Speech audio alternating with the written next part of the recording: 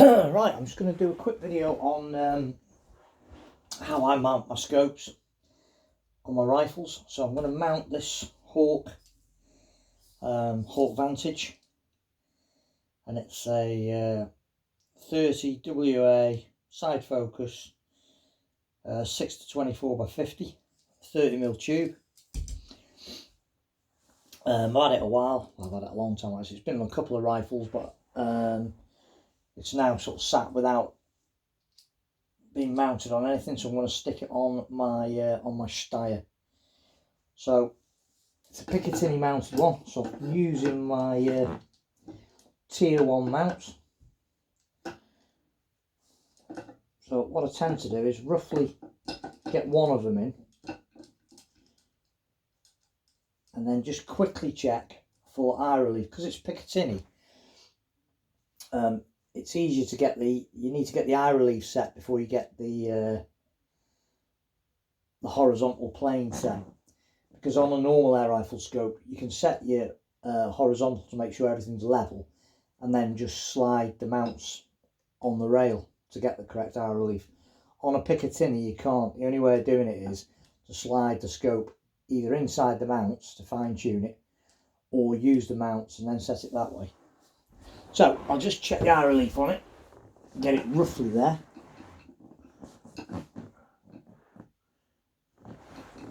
So that is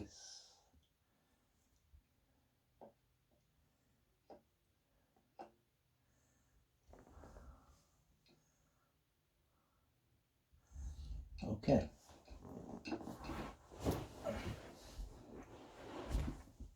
So I've set the eye relief roughly.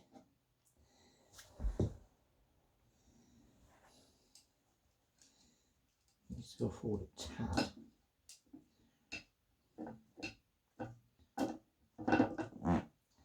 Just a little bit.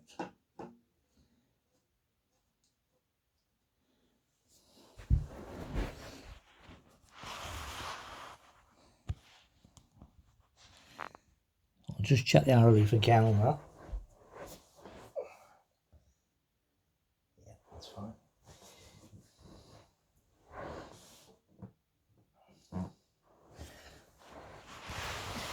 Right, so I've got the eye relief set fine, and if you look, it's important with some of these scopes, because I've not got this on high mounts, I wanted it on low mounts. You've got to make sure that you leave a clearance between the scope and your rail. You don't want your scope to touch your rail at any point. Okay, so where it slopes out here, there's got to be a gap, and there's a couple of mil there. Yeah, plenty of clearance there, a good few mil. Okay, so you've got to make sure that at no point does it touch, and that'll increase as well, because at the minute it's on a slope.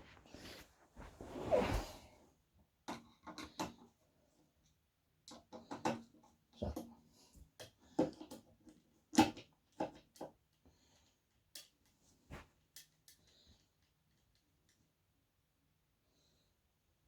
Okay, so you can see plenty of clearance there, so it's not touching anywhere. I've got the eye relief pretty much how I want it.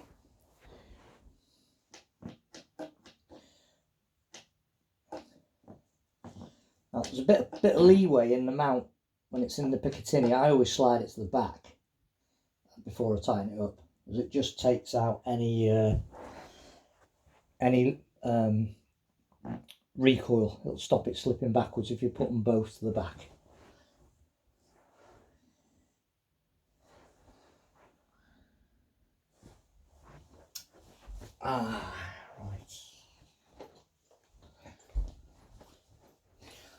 Right, to level it out, I bought off eBay some small spirit levels. I did have ones that had a flat bottom on them, but unfortunately I misplaced the damn things, so I've been using these. They're as cheap as chips off eBay, but they come in really handy. You need two.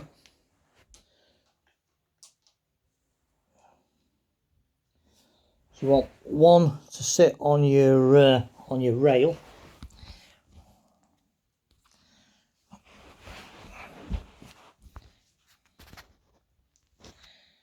like that. So you get one sitting on your rail, and then you use the other one and sit it on top of the action. So I'll just level this gun off a bit.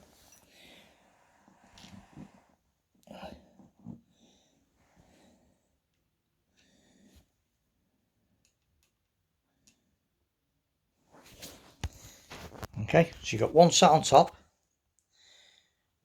and one sat on your rifle. Now this one will tell you whether your gun's straight in that plane, and then you want to get your scope so it matches.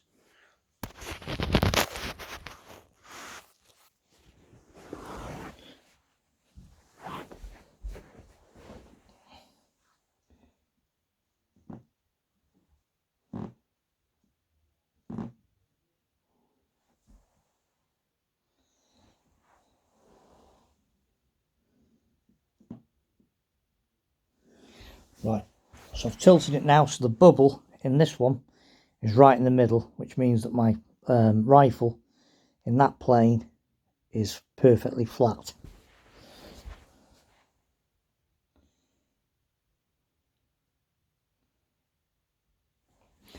And fortunately, as fortune would have it, because I tweaked it earlier a little bit, I've also got the bubble in there as well. So both those bubbles are now in the centre, which means that my crosshairs are going to be perfectly horizontal with my rifle. So that means that when I'm shooting at different ranges, I won't have an inbuilt level of cant in my telescopic sight. If you don't get your crosshairs perfectly horizontal in the horizontal plane,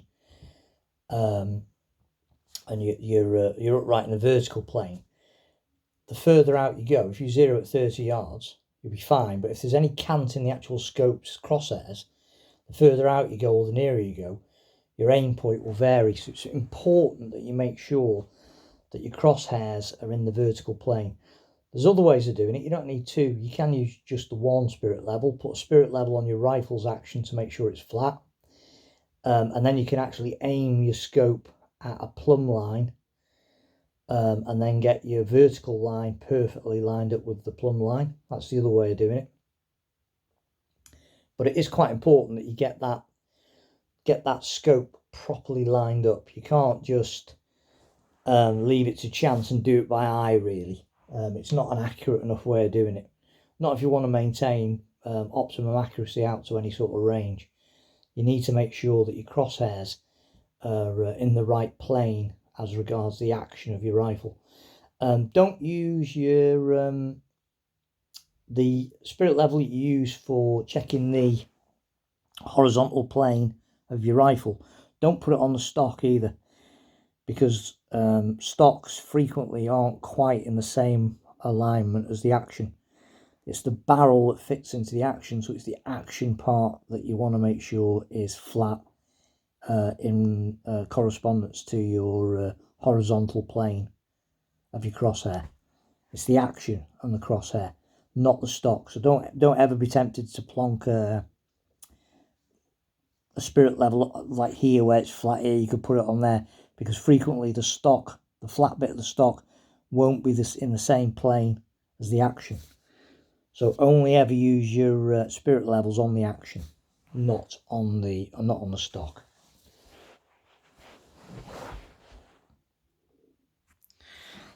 The other thing I do as well is to reduce the chance of the scope moving around when you're torquing up your nuts when you finish getting it all in the right plane. It's best to tighten the nuts alternative sides. So instead of tightening both the nuts up on the left hand side or the right hand side first, do one on the right, and then do the corresponding nut on the left hand side, and then go back over again, do the other right hand side one, and do the opposite left hand side one. There's no need to grolly these up, by the way, either. There's no need to go mad.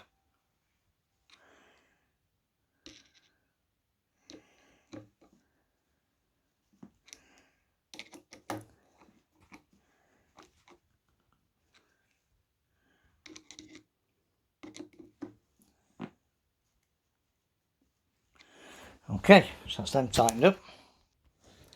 So once you've tightened everything up, just check it again with your spirit levels.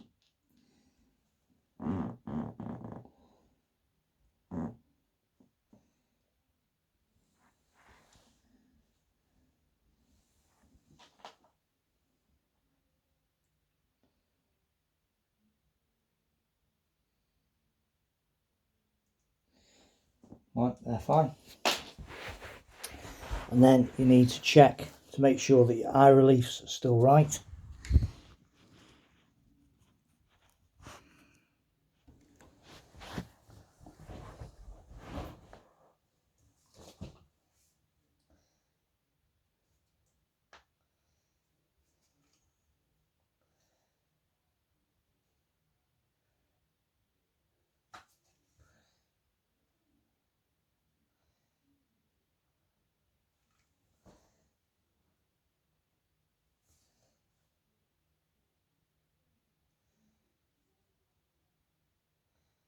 Yep.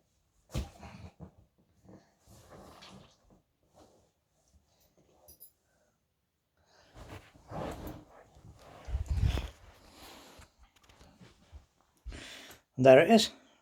Steyr Hunting 5 Auto. All scoped up, ready to go.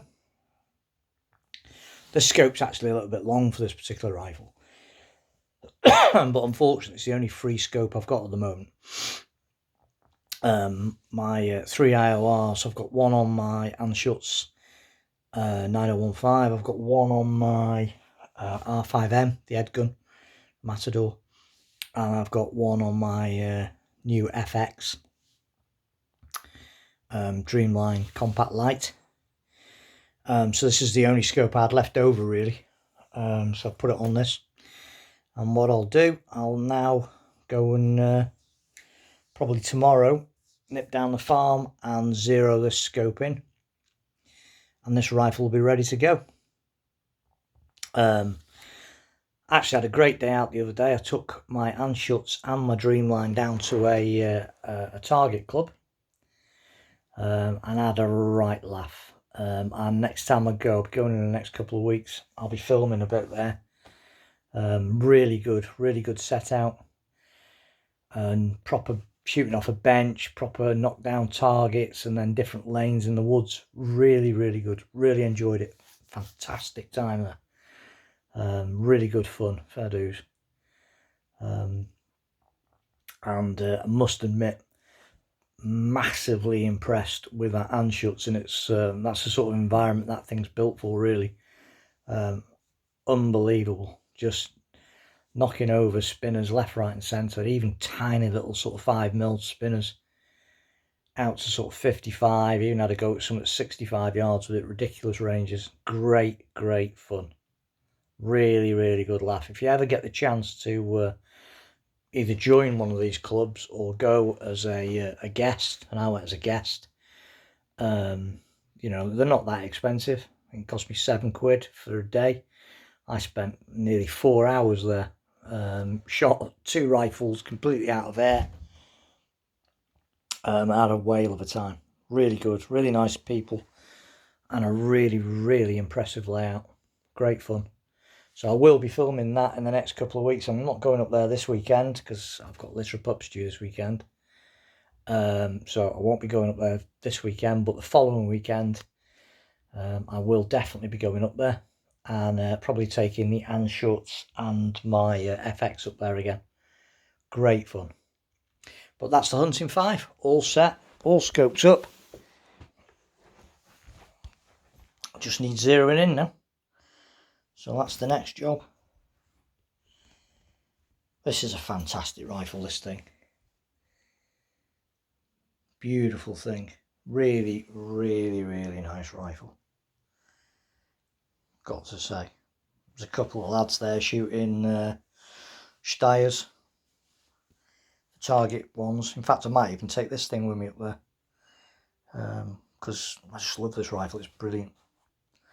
So there you go. Thanks for watching. And keep your eye open for those that little field target shoot thing that I'm going to do. There'll be a video on some squirrel hunting in on the edges of Snowdonia on my friend's new permission.